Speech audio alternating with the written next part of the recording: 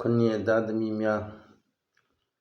စိတ်ချမ်းသာခြင်းကိုယ်ကျမ်းမာခြင်းပြည့်လို့စီးပွားလက်လာမှာဥစ္စာယရနာများတိုးကြပါစေဗျာဗတ္တိလမေတ္တာပို့ဆုတောင်းပေးပါရစေအဲ့တော့မနေ့လင်းရင်နှစ်လပိုင်း18ရက်ကိုရောက်ပြီပေါ့နော်နှစ်လပိုင်း18ရက်ဗုဒ္ဓဟူးနေ့တဲ့နော်ဗုဒ္ဓဟူးနေ့ဆိုရင်တော့ပေရင်ဟောစရံရ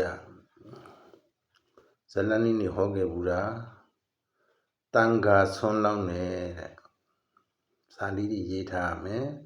တန်ခါဆွန်းလောင်းနေနော်တနင်္လာနေ့တော့ဆိုရင်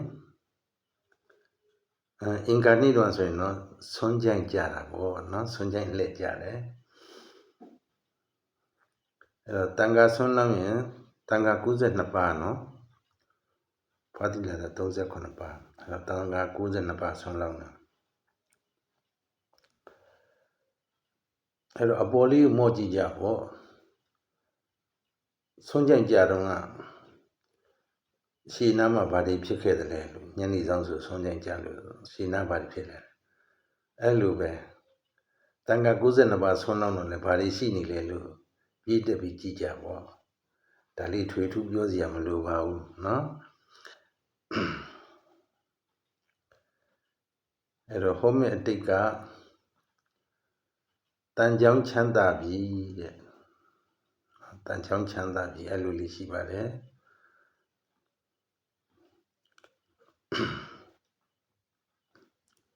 အဲ့တော့ချမ်းသာဆင်းရဲပရိဒီလည်းသင်ပြရတာမောပါတယ်နော်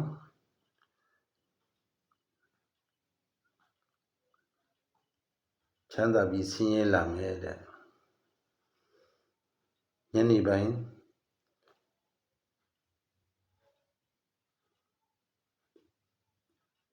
တနင်္လာနေ့ညနေပိုင်းကဘာထွက်လဲပရိ998အင်္ဂါနေ့ညနေပိုင်းကျတော့ဘာထွက်လဲ16 18နဲ့16နဲ့ပေါင်း34ဟာ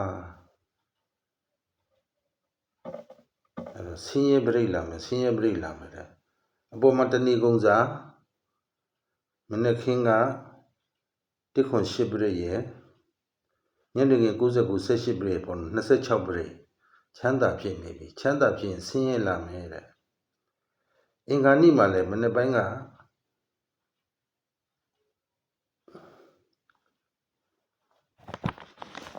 10ပရိညနေပိုင်း16ပရိကြတော့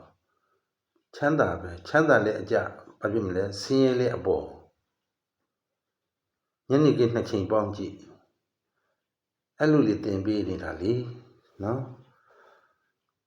အဲ့တော့အတင်းကျပ်ဘဘရဲ့ဟိုဟာလားဒီဟာလားဆိုတော့မမေးကြပါနဲ့အဲ့လိုသင်ပေးနေတာပေါ်တင်ကြီးပဲ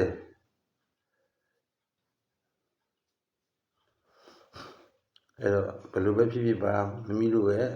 စိတ်ဆန္ဒရသင်ပေးထားတဲ့အတိုင်းလေးတွေကိုမိမိတို့ဓာတ်ပြုကြပါရတရားဆင်ကြပါဒါလေးကိုတော့မှားကြခြင်းနဲ့ပြန်လေ့ကျင့်ပေးနေတဲ့သဘောပါပဲနော်နှလုံးထီတွေသုံးလုံးထီတွေထိုးဖို့ကိုအားပေးနေတာမဟုတ်ပါဘူးနော်ပညာရက်တစ်ခုအနေနဲ့ဓာတ်ပြုခြင်းတွေကိုသင်ပေးနေခြင်းသာဖြစ်ပါတယ်အဲ့ဒါကိုနားလည်ပါအဲ့ဒါကိုနားမလည်ပဲနဲ့ကတောင်းကနင်းနေမိလာတယ်ပြောလာတယ်လှုပ်လာတယ်ဆိုရတယ်ဆိုရင်တော့ကိုမှားပဲဖြစ်မယ်နော်အဲ့တချို့လည်းနောက်မှဝင်လာတယ်ဘူးမသိဘာမသိနဲ့ဟာဘာတွေလဲပြောကြအောင်လဲဆိုတာတွေကနော်ဘာလဲသူများမုန်းနဲ့မမမုန်းပြုံးလို့ပါတော့တော်တော်ဇရာနောက်ထားတယ်မလုပ်ပါနဲ့နော်အဲ့တော့ဘဘရဲ့ဖျားဘူးခီးစဉ်ပြောပါမယ်အဲ့တော့စုံရက်စုံနာရီတွေကကောင်းနေတာဖြစ်တဲ့စုံရက်စုံနာရီတွေကိုပဲအခါမင်္ဂလာယူပြီးတော့လုပ်နေတာဖြစ်တယ်နော်မန္တလေးမှာရောက်တော့ကလည်း28လမ်းမှာတဲခဲ့တယ်အခုဒီပါယုံကိုသွားမယ်ဆိုတော့လေဒီလထဲမှာအခါရတဲ့ရက်က28ရက်ပဲရတယ် ကိုကတရက်နေ့ယူတာတော့မရဘူးသူရတဲ့အချိန်ကဘဘတို့ဓာတ်ဖြစ်တဲ့အချိန်ပဲเนาะအဲ့တော့28ရက်နေ့မှာဘဘခီးထွက်ပါမယ်ဖျားဘူးကြွပါမယ်ဖျားဘူးသွားပါမယ်အဲ့တော့လိုက်ပါလို့တဲ့ခုနှစ်သားသမီးများသည်ဘဘကိုဖုံးဆက်ပြီးတော့စီရင်ပေးနိုင်ပါတယ်26ရက်နေ့မှာစီရင်ပိတ်မယ်နော်26ရက်နေ့မှာစီရင်လူဘယ်နှယောက်ရောက်ရင်ကားငါပါငှားမယ်ဆိုတာကိုပေါ်မှာလေအဲ့တော့ကိုကငှားထားပြီးပြီဘောက်တွေငှားထားပြီးတော့လိုက်တာကလူလေး5ယောက်ဆိုရင်လည်းမဖြစ်သေးဘူးเนาะအဲ့တော့လူ5ယောက်ရှိတာကိုလူတွေတပြုံကြီးလိုက်ချင်တာကိုလည်းဆက်ပြက်ခွဲလောက်ကားလေးငှားထားလို့လည်းမဖြစ်သေးဘူးအဲ့တော့26ရက်နေ့မှာဘဘစီရင်ပိတ်ပါမယ်လိုက်ချင်တဲ့သားသမီးများကဘဘဖုန်းနံပါတ် TikTok မှာရှိတယ်เนาะ TikTok အကောင့်မှာရှိတယ်ဖုန်းဆက်ပါကြောင်းကြပါအဲ့တော့တားမဲ့ခီးစဉ်မှာတာဒုအိမ်မောင်လေးတွေစုပ်ထိုးပြန်ပြီကောင်းလိုက်တာနာနာရလည်းထိုးနေပြီเนาะအဲ့တော့ဖျားဘူးသွားတဲ့အခါမှာတညအိ2ရက်ကြာပါမယ်28ရက်နေ့သွားပြီးရင်တညအိပြီးရင်ဒီရက်နေ့ကိုပြန်လာမှာဖြစ်တယ်28ရက်နေ့မနေ့စာကတော့မိမိစီစဉ်ရမှာဖြစ်ပါတယ်ဖျားကိုရောက်တဲ့အခါဆိုရင်တော့ဘဘကြိုမှားထားတာရှိတယ်ဖျားမှာညနေစာကျွေးဖို့ဆောင်ရွက်ပေးဖို့ရှိတယ်เนาะညနေစာကျွေးမယ်နောက်တစ်နေ့မနေ့ကျရင်ဆုံးကတ်ခြင်းနဲ့အတူတူပြည်သက်တွေပါကျွေးမဲ့အစီအစဉ်ရှိတယ်အဲ့ဒါတော့ပွဲကြီးပေါ့เนาะအဲ့တော့ခီးသွားတဲ့နေရာမှာသွားတဲ့နေ့28ရက်ညနေစာနဲ့နောက်တစ်နေ့မနေ့စာကိုတော့ဘဘစားခလေးတွေစားဖို့အတွက်ကိုဘဘစီမံထားပါတယ်ပြန်လာရင်တော့ညနေမိုးချိုရင်တော့အိမ်ရောက်ပြီပေါ့ကိုယ်အိမ်မှာကိုသုံးဆောင်ကြပေါ့เนาะအဲ့လိုရှိမယ်အဲ့တော့သွားတဲ့နေရာမှာမြောက်တကုံကနေတဲမလားသူဒီမဟုတ်